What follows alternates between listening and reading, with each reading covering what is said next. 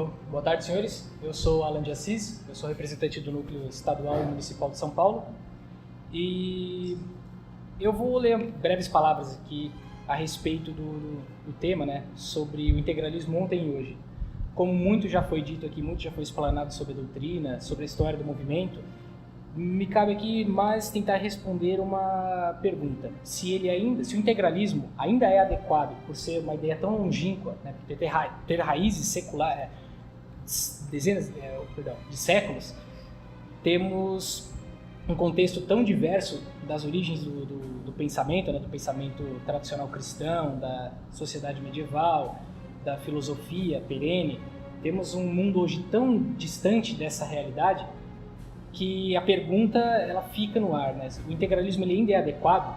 Até mesmo para aqueles que não conhecem essas origens do movimento, que podem pensar que o integralismo foi algo contextual dos anos 30, ainda assim, né, passa a visão de que já é algo extremamente ultrapassado, que não tem mais cabimento no nosso mundo. Essa pergunta ela é necessária. Então eu vou ler aqui essas breves palavras. Bom, perguntamos-nos hoje aqui se o integralismo ainda é adequado aos nossos tempos, se as críticas e as propostas do chefe eterno do integralismo, Plínio Salgado, e de todas as brilhantes mentes que compuseram o movimento do Sigma ainda se mostram relevantes e necessárias nos dias de hoje. Decorridos tantos eventos históricos e mudanças sociais no Brasil e no mundo, desde os tempos áureos da A e B, a pergunta torna-se mais do que natural, ela torna-se necessária. A única maneira satisfatória de darmos uma resposta definitiva, resposta não somente ao povo brasileiro ou aos nossos opositores, mas também aos próprios companheiros de ideias, é através do esclarecimento do que é em essência o integralismo.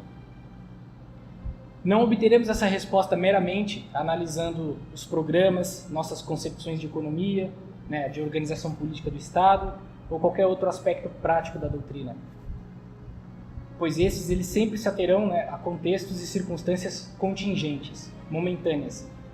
Só poderemos vislumbrar uma resposta a essa pergunta se nos colocarmos diante da realidade nacional em uma perspectiva que também não se atenha às circunstâncias, né? Essas circunstâncias contingentes. O julgamento corrente à boca de nossos detratores e inimigos históricos, ou mesmo dos mal informados, seja a esquerda ou mesmo a direita, é de que fomos mero vulto do fenômeno da terceira via europeia.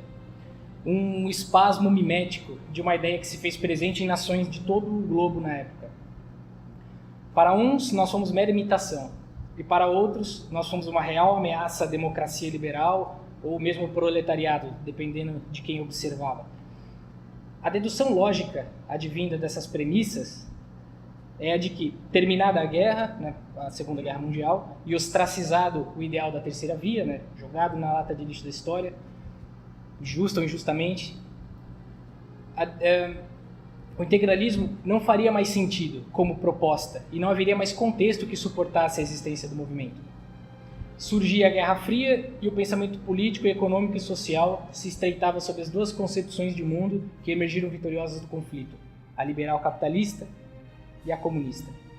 E, de fato, não se encontra outra análise hoje no ambiente acadêmico, no ambiente, principalmente na mídia ou na mentalidade comum, né, nas mentes do povo, não se encontra uma análise histórica que não enquadre, caso surja, né, a questão do integralismo, que não enquadre nesse contexto, né, de que não, passou-se o evento, passou-se a época, passou-se o contexto, o integralismo não faz mais sentido. Isso para aqueles que minimamente conhecem o integralismo, né? Se essas forem as premissas. Podemos dizer que a dificuldade da questão se encontra no erro primário de concepção que há sobre o integralismo. Não nos compreendem ou nos julgam inadequados, pois partilham da cosmovisão das duas ideologias que construíram o mundo do pós-guerra. Ambas ideologias, seja do liberalismo capitalista ou do comunismo, são cosmovisões materialistas, progressistas e ideologizantes. Não se escapa dessa armadilha mental no debate hoje em dia. Esse erro se intensificou desde então e é reforçado sobretudo hoje, em tempos de massificação da informação e do reinado do lugar comum nos debates e do pensamento político. As redes sociais podem ter vindo para ajudar a esclarecer muita coisa, pelo menos para suscitar muitos debates, mas elas foram contaminadas já com essa com esses vícios ideológicos, com esses vícios mentais que permearam a construção da política e das ideias, né, sociais no século XX, sobretudo depois do pós-guerra.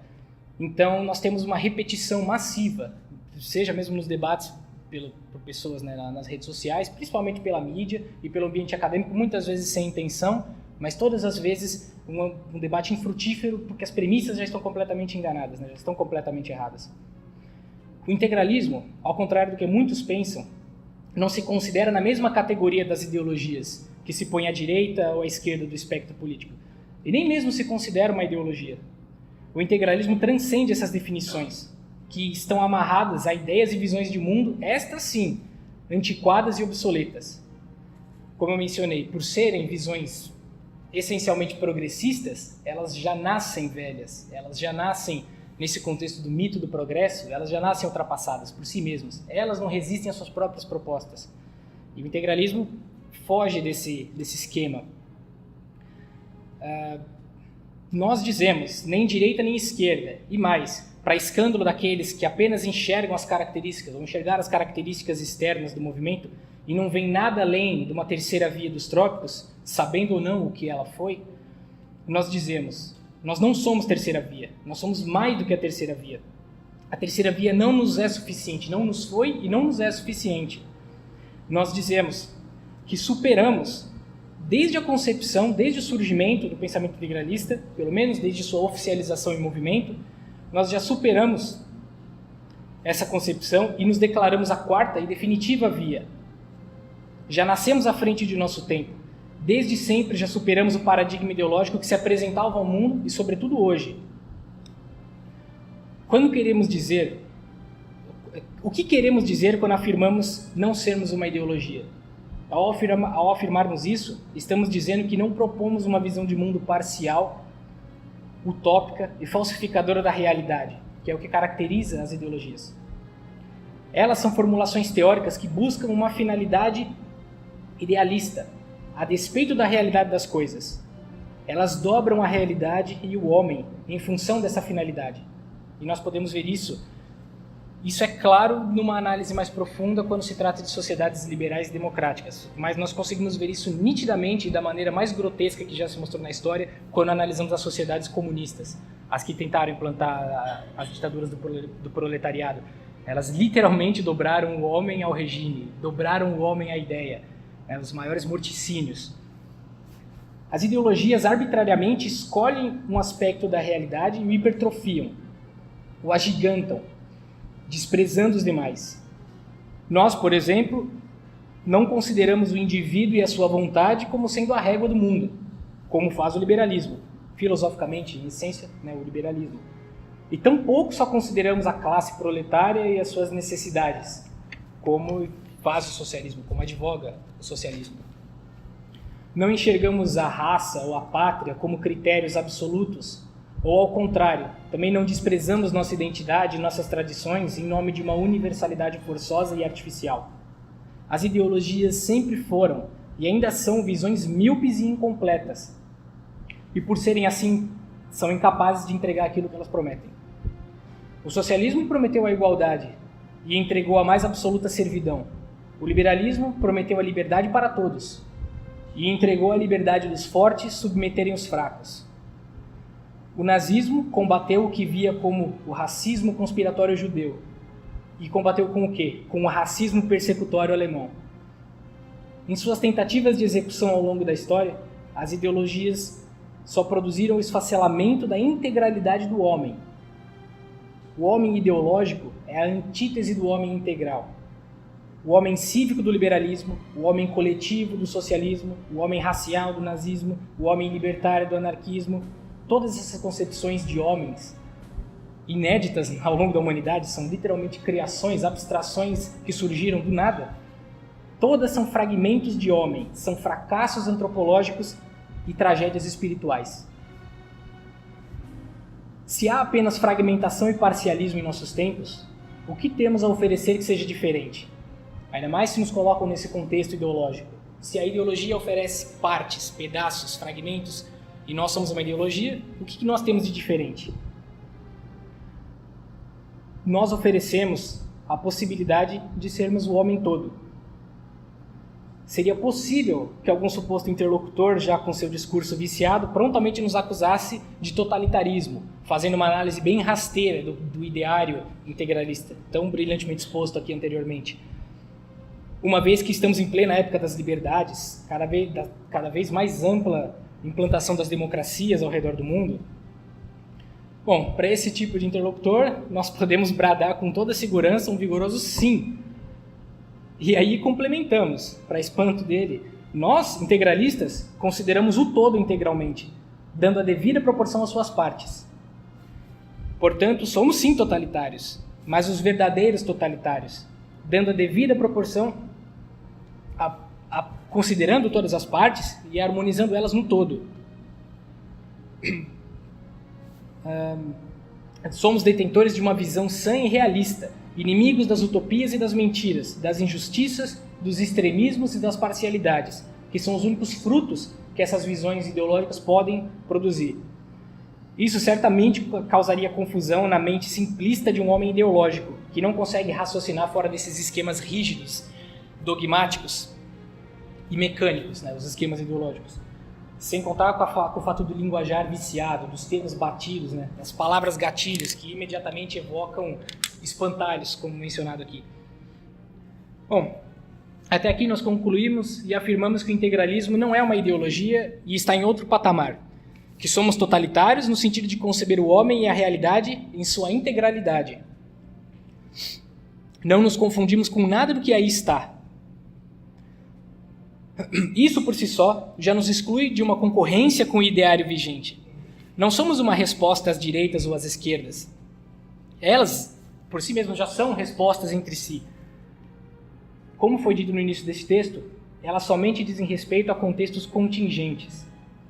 Por serem ideologias essencialmente materialistas, elas só conseguem responder aos contextos, em sua esmagadora maioria, materiais. Até mesmo as elucubrações mais filosóficas, né, que temos ela mais no liberalismo do que no marxismo, né, que é estritamente materialista, ele só consegue pensar no homem a partir das vontades do homem que, por romperem ou deixarem ao relento, né, essa necessidade do espiritual, eles consideram apenas a vontade e a liberdade humana, vão chafurdar no materialismo, né, inevitavelmente.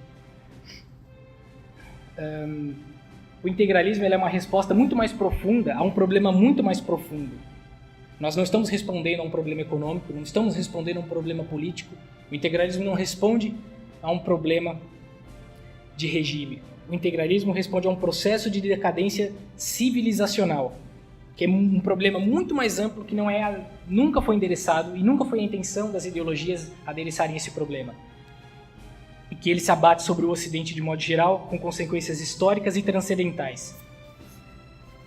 A civilização decai em etapas, sendo a primeira delas a espiritual, onde ideias perniciosas corroem as almas da nação.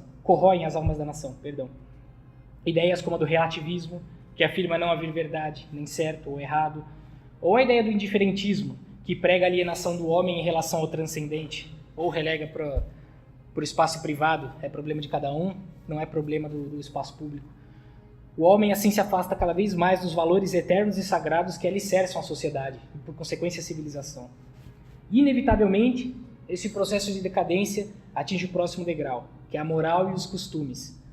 É escandaloso e inegável o estado de putrefação em que se encontra a moral pública e privada do nosso povo. O sexo é reduzido a divertimento e mercadoria. A prostituição e a nudez infestam as ruas, as televisões e a internet.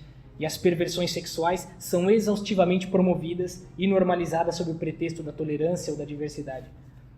A próxima etapa é a cultural. Sendo moldada por um homem de espírito frívolo e moral degradada, a cultura só vai refletir a sua baixeza.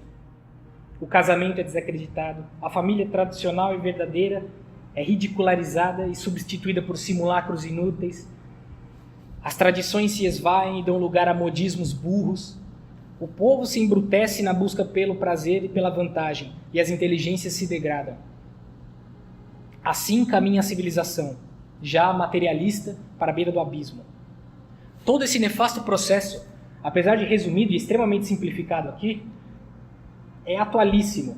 Todos aqui presentes, infelizmente, o testemunham, todos os dias.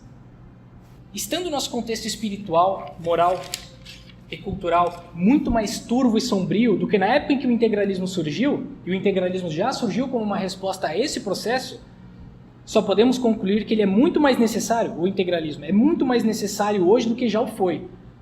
Nossos principais inimigos não marcham mais nas ruas mostrando seus rostos a toda a sociedade, empunhando suas bandeiras vermelhas. Bom, até o fazem, mas eles não são os nossos principais inimigos. Os nossos inimigos verdadeiros estão nas cátedras universitárias, nos jornais, nos museus, nas escolas primárias, no Senado, nos tribunais superiores, nos sindicatos, à frente dos bancos, dos monopólios. Toda essa ordem de coisas não tem sua origem em um problema sistêmico. Não é de ordem administrativa ou material, mas de ordem intelectual, doutrinária e espiritual. Não se regenera uma sociedade em franco processo de ruptura, de quebra, com uma mera mudança de regimes políticos ou econômicos. É precisamente nisso que falham as ideologias, para não dizer que foram elas que colocaram a civilização nesse rumo. Bom, nas palavras do próprio chefe eterno, só os troncos abatidos e os cadáveres inertes rolam pela correnteza, mas tudo que é vivo reage, e nada, e vem à tona. E aqui acho que nós já temos a nossa resposta sobre se o integralismo ele é relevante ou é necessário, ou atual. O integralismo é a revolução verdadeira, como foi dito aqui anteriormente pelo companheiro Pedro. Ele é a revolução que doutrina o espírito, que eleva a cultura, que moraliza o homem e que resgata aquilo que os inimigos de Deus, da pátria e da família querem destruir. Apenas o Sigma é capaz de dar as respostas certas para os problemas verdadeiros. O integralismo não é um partido, ele é um movimento, uma atitude nacional, é o despertar de consciências, é a marcha gloriosa de um povo. Bom, creio que está respondido se o integralismo é ou não necessário nos dias de hoje.